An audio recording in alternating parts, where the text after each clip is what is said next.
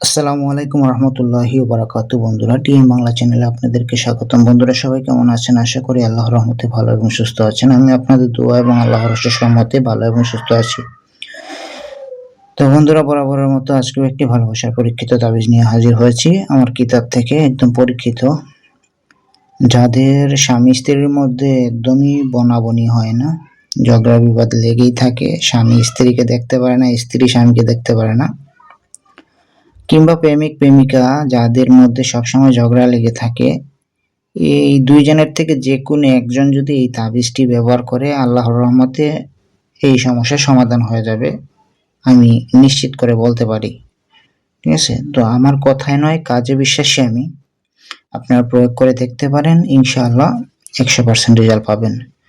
তবে হ্যাঁ, জায়েজ কাজে ব্যবহার করবেন, না জায়েজ কাজে ব্যবহার করবেন না, এটি আমার অনুরোধ।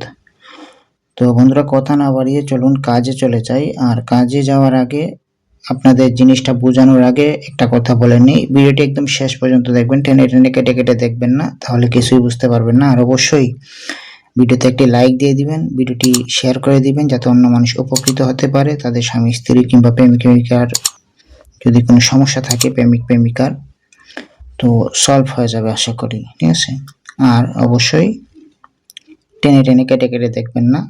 কি বলি, কিভাবে কাজ করতে হবে, সম্পূর্ণ জিনিস আগে বুঝবেন, তারপর আপনি কাজ করবেন। যদি ভালো লাগে, আপনার কাছে যদি সহজ মনে হয়, তাহলে কাজ করবেন, তাছাড়া এমনি কাজ করবেন না। আর নাজায়েজ কোনো কাজে এটি ব্যবহার করবেন না, তাহলে ক্ষতিগ্রস্ত হওয়ার সম্ভাবনা থাকবে। তো যাই হোক, এই যে নকশাটা দেখতে পাচ্ছেন, ঠিক আছে, এই নকশাটা আপনি যে কোনো দিন লিখতে পারেন, তবে পাক পবিত্র হয়ে লিখবেন। 3 বার অথবা 7 বার দুরূদ শরীফ পাঠ করে নেবেন। নকশা লিখার আগে অজু করে নেবেন, তারপরে হচ্ছে গিয়ে সুগন্ধি মেখে নেবেন। ঠিক আছে? তো এই নকশাটা লেখা হচ্ছে গিয়ে যে কোনো সাদা কাগজের উপরে লিখতে পারেন, কিংবা এটা নিয়ম হচ্ছে গিয়ে হরিণের জিল্লির উপরে লেখা। ঠিক আছে? হরিণের জিল্লি তো আপনারা পাবেন না সচরাচর। তো আপনাদের জন্য উপদেশ হচ্ছে কি, সাদা কাগজের উপরে লিখবেন। ঠিক আছে? পরিষ্কার সাদা কাগজ নেবেন, লাল কলম নেবেন, ব্যাস এই তাবিজটি লেখা শুরু করবেন। যেভাবে আছে ঠিক সেভাবে লিখবেন। ঠিক আছে? লিখে কি করবেন, আপনি যাকে ভালোবাসেন, যে আপনার কথা শুনে না, তার নাম প্রথমে বসবে বিনতে দিয়ে, তার মা অথবা বাবার নাম এখানে বসবে। ঠিক আছে? যদি মহিলা হয় মায়ের নাম বসবে, আর পুরুষ হলে বাবার নাম বসবে, এইটাই। আর পুরুষ হলে এই বিনটা এখানে আসবে। ঠিক আছে? আর এখানে হচ্ছে গিয়ে আপনার আল্লাহুব যেভাবে আছে ঠিক সেভাবে থাকবে। এখানে হচ্ছে গিয়ে আপনার নাম বসবে বিন অথবা বিনতে দিয়ে। এই যে আপনি যদি মহিলা হন, তাহলে এই বিনতেটা এখানে যাবে, গিয়ে আপনার মায়ের নাম এখানে বসবে। ঠিক আছে?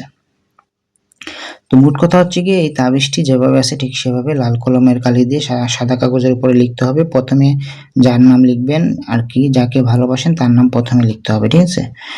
সে যদি পুরুষ হয় তাহলে এখানে বিন হবে, আর যদি মহিলা হয় যেভাবে আছে ঠিক সেভাবে থাকবে, তারপরে তার মায়ের নাম বসবে এখানে। ঠিক আছে? আর পুরুষ হলে বাবার নাম বসবে। আর আল্লাহুব যেভাবে আছে ঠিক সেভাবে থাকবে। এখানে হচ্ছে কি, যে ব্যক্তি তাবিজ লিখবে তার নাম এখানে বসবে, বিন দিয়ে তার বাবা অথবা মায়ের নাম এখানে বসবে। ঠিক আছে? তো তাবিজটি লেখার পর এরকম একটি কবজ নেবেন, কবজের মধ্যে তাবিজটি ভরে নেবেন। ঠিক আছে? ভরে নিয়ে মোম দিয়ে আটকে দিবেন। যদি মহিলা হন বাম হাতে ধারণ করবেন, যদি পুরুষ হন ডান হাতে ধারণ করবেন। ইনশাআল্লাহ 3 দিনের মধ্যে রেজাল্ট শুরু হবে। আর এটার ভালো ফলাফল পেতে হলে তাবিজটি কয়েকদিন আপনি ব্যবহার করে দেখুন। ইনশাআল্লাহ আপনার স্বামী স্ত্রী যেই আপনার কথা শুনে না বাধ্য চলে, সে আপনার বাধ্য চলবে, আপনার কথা মতো চলবে, ঝগড়া বিবাদ করবে না ইনশাআল্লাহ। তো এটি জায়েজ কাজে ব্যবহার করবেন। আশা করি বুঝতে পেরেছেন। আর কোনো কিছু জানার ইচ্ছা থাকলে কিংবা কোনো কিছু বুঝতে চাইলে আমার ইমো হোয়াটসঅ্যাপ নাম্বার দেওয়া থাকবে, 01644 12 17 54, এই নম্বরে